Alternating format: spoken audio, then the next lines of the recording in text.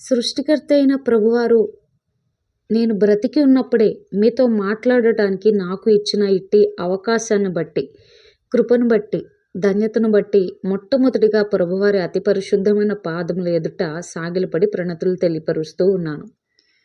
Praise the lord brother and sister. ఈరోజు ఒక చక్కటి ఆత్మీయ పలుకు మేము ముందుకు తీసుకొచ్చాను. అదేమిటంటే, ముళ్ళ మధ్యనే అణిగిపోకుండా చిగురించి, మొగ్గవేసి, పుష్పించి, చివరికి అనేకులను తన వైపుకు ఆకర్షించుకుంటుంది రోజా పువ్వు.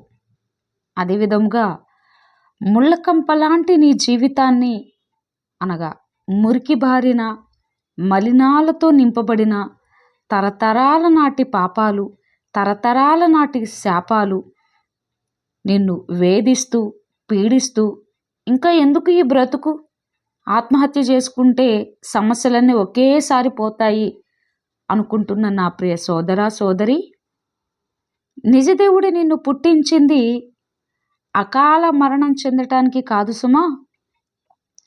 ఆత్మహత్య చేసుకున్న ఏ ఒక్కరూ కూడా పరలోకం చేర్చబడినట్లు బైబిల్లో ఎక్కడా కూడా లేదు. అలాంటి వారు ఎక్కడుంటారంటే, కోట్ల టన్నుల అగ్ని ఎప్పటికీ ఆరిపోని యుగయుగాల నిత్య నరకగుండంలో వారి ఆత్మలు భయంకర కేకలు, అతి భయంకర ఆర్తనాదాలతో ఘోషిస్తూ ఉంటారు. అక్కడ అగ్ని ఆరదు, పురుగు చావదు అని ప్రభువారు మన మట్టి బొర్రలకు అర్థమవ్వాలని ముందుగానే తెలియపరిచి అక్కడ వ్రాయించారు. ఈ మాటలు చదువుతున్నా లేక వింటున్నా నీవు కూడా నిజం చెప్పాలంటే నిజదేవుని వారసుడువు లేదా వారసురాలివి. ఎందుకంటే మనిషిని పుట్టించింది నిజదేవుడు మాత్రమే. హల్లెలూయా, ప్రభువారికి మహిమ కలుగునుగాక. ఎవరు పుట్టించి భూలోకానికి తల్లి గర్భము ద్వారా పంపారో అట్టి నిజదేవునికి మాత్రమే మనిషిపై సర్వాధికారాలు తీసుకోవటం జరుగుతుంది. అందుకు ఆధారాలతో సహా నిరూపించిన ఏకైక గ్రంథము బైబిల్ మాత్రమే. అందుకే ఈ భూప్రపంచంలో వేల భాషల్లో తర్జుమా చేయబడిన ఏకైక తొలి పరిశుద్ధ గ్రంథము బైబిల్ మాత్రమే.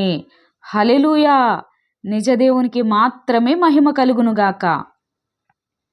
నీవు బ్రతికి ఉన్నప్పుడే ఒక్కసారి నిజదేవునికి నీ జీవితాన్ని అప్పగించి చూడు.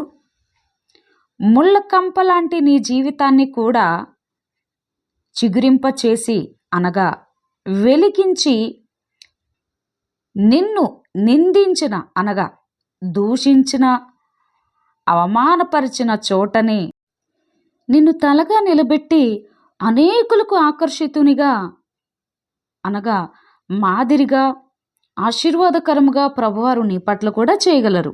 ఆమేన్. నీవు ఇక్కడ నిద్రిస్తే, అనగా మరణిస్తే చేరాల్సిన ఆ స్థలము నరకం కాదు సుమా. ఎవరు నిన్ను నిర్మించి తల్లి గర్భంలో రూపించారో అక్కడికే, అనగా ఆ పరలోకానికి తిరిగి నీ ఆత్మ చేరవలసి ఉన్నది. ఆమేన్. అప్పుడే ఆ మనిషి జీవితానికి ఒక అర్థము పరమార్థము చేకూర్చబడుతుంది. మీ క్షేమం కోరి ఒక ఆత్మీయ సహోదరిగా నేను అందించిన ఈ మాటలను అపార్థం చేసుకోక మంచి మనసుతో, శాంతముతో, దైవీకముగా ఆలోచన చేయగలరు. ప్రభువా, ఈ మాటలను చదివినా వింటున్నా మీ బిడ్డలను నరకము నుండి తప్పించి తక్షణమే రక్షించి పరలోకములో మాత్రమే చేర్చుకునగలరు. యేసుక్రీస్తు నాన్నగారు. ఆమేన్, ఆమేన్, ఆమేన్. Praise the lord.